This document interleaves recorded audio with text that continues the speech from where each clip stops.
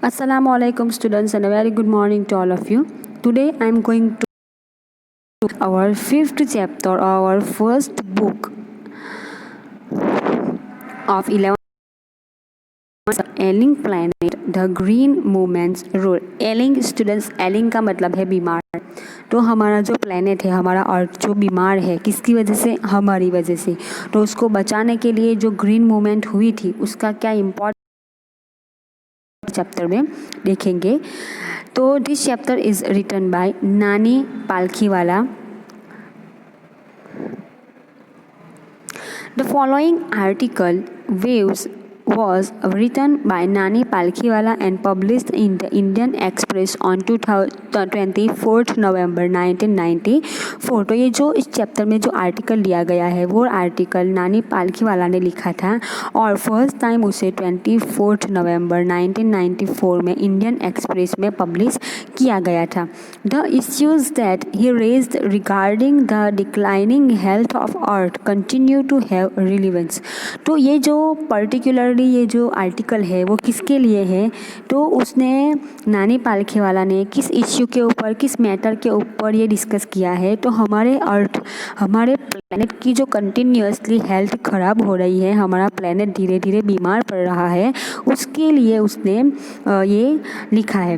One can not recall any moment in world history which has gripped the imagination of the entire human race so completely and so rapidly as the green movement which started nearly 25 years ago।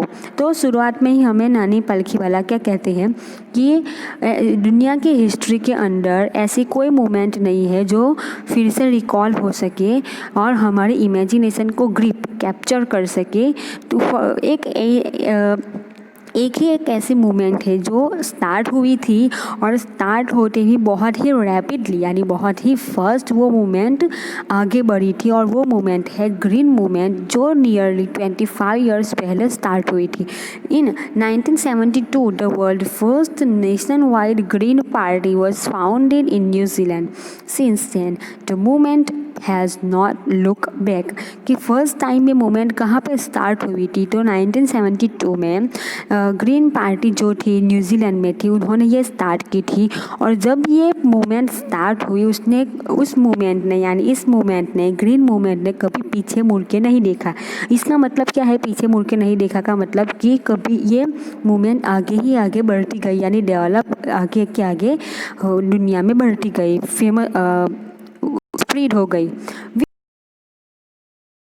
Irrevocably from the mechanistic view to a holistic and ecological view of the world. It is a shift in human perception as revolutionary as that introduced by the Copernicus, who taught mankind in the 16th century that the earth and the other planets revolve around the sun। कि अगर हम देखें तो ये we have shifted one hopes, हमने सिर्फ एक ही hope, एक ही आशा शिफ्ट की है कि जो हॉलिस्टिक एंड इकोलॉजिकल व्यू है इस दुनिया के अंदर, उससे हमने हमारी आशा शिफ्ट कर दी है कि जो कॉपरनिकस है उसने हमें सिखाया था 16th सेंचुरी में। क्या सिखाया था? कि ये दुनिया और दूसरे जो प्लैनेट है वो सन के आसपास घूमते हैं। हमने साइंस में पढ़ा है स्टूडेंट्स, हमें मालूम है कि सन के दुनिया, ये जो अर्थ है और दूसरे प्लैनेट है वो सन के आसपास घूमते हैं। For the first time in human history there is a growing world wide consciousness that the earth itself is a living organism. कि पहली बार ह्यूमन हिस्ट्री के अंदर पहली बार हमें ये मालूम हुआ था और ये पूरी दुनिया इस बात से जागरूक हुई थी कि जो अर्थ है वो एक लिविंग ऑर्गेनिज्म है यानी एक सजीव ऑर्गेनिज्म है, रियल लिविंग जिंदा अर्थ जो है वो जिंदा है। कैसे? तो an enormous being of which we are part, और इसके हम एक पार्ट है, हम भाग है। यानी अर्थ एक लिविंग ऑर्गेनिज्म है और उसके अंदर हम जो लोग रहते हैं हम उसके एक पार्ट है। It has its own metabolic needs metabolic and vital processes which need to be respected and preserved। कि अर्थ के भी यानी इस दुनिया के भी कुछ, इस पृथ्वी की भी कुछ ज़रूरतें हैं जिसे हमें पूरी करनी है, उसकी रिस्पेक्ट करनी है, उसे प्रोटेक्ट करना हमारी ज़वाबदारी है। उसके अंदर स्टूडेंट्स इस पैराग्राफ के अंदर आज जो मैं आपको चलाऊंगी इसमें जितने भी वर्ड आएंगे हार्ड वर्ड, उसके मीनिंग मैं आपको कल के वीडियो में समझाऊंगी। The Earth's vital signs reveal a patient in declining health. We have begun to realize our ethical obligations to be good stewards of a planet and responsible trustees of the legacy to future generations। कि अर्थ ने हमें बहुत सारी धीरे धीरे ऐसी sign दे रहा है, सिग्नल दे रहा है कि जिससे हमें ये मालूम हो रहा है कि अब अर्थ की यानी कि इस पृथ्वी की जो हेल्थ है, जो धीरे धीरे ख़राब हो रही है, वो एक पेशेंट बन रहा है और हमें ये रियलाइज़ करना है कि हम लोग इस प्लैनेट के एक हिस्सेदार हैं, एक पार्ट है। तो ये हमारी ज़वाबदारी है कि हम हमारे फ्यूचर जनरेशन के लिए यानी हमारे बाद जो लोग आएंगे उनके लिए हम इस अर्थ को बचा के रखें।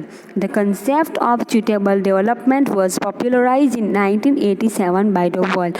और ये जो मैंने आपको आगे कहा कि हमें अर्थ को और अर्थ में जितनी भी रिसोर्सेज है जो हमें कुदरत ने दिए हैं, हमें इस तरह से यूज़ करने हैं जिससे फ्यूचर जनरेशन के लिए वो बाकी रहे। तो ये जो कंसेप्ट है, ये concept as a sustainable development के नाम से 1987 में पूरे वर्ल्ड में फेमस हुआ। सस्टेनेबल डेवलपमेंट जो मैंने आपको आगे कहा कि, और ये किसने किया था famous, bye the world commission on environment and development. World commission on environment and development ने 1987 में ये कंसेप्ट पॉपुलर किया था, sustainable development. In its report, it defined the idea as development that meets the needs of the present without compromising the ability of future generations to meet their need। जैसे मैंने आपको आगे कहा वैसा same है, ये सस्टेनेबल डेवलपमेंट का मतलब ही यही है जो मैंने आपको आगे कहा।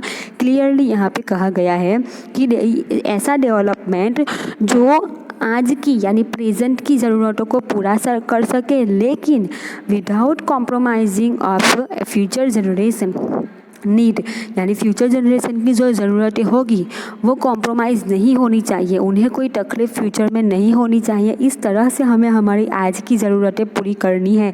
ऐसा डेवलपमेंट जो हो उसे सस्टेनेबल डेवलपमेंट कहते हैं। That is with world of resources future generation resources को इस तरह से यूज़ करना है कि वो फ्यूचर जनरेशन के लिए बाकी रहे, जिससे वो लोग अपनी ज़रूरतें पूरी कर सके, उसे सस्टेनेबल डेवलपमेंट कहते हैं। तो स्टूडेंट्स, ये था मेरा आज का explanation for world for earth. इसके अंदर जो फ्रेजेस आए हैं, जो मीनिंग हार्ड वर्ड आए हैं, जो मैंने आपको जिसके मीनिंग नहीं बताए हैं वो मैं आपको कल के वीडियो में बताऊंगी। आज मैंने जो कंसेप्ट आपको बताया, आई होप कि आपको अच्छी तरह से समझ में आ गया होगा। Thank you very much.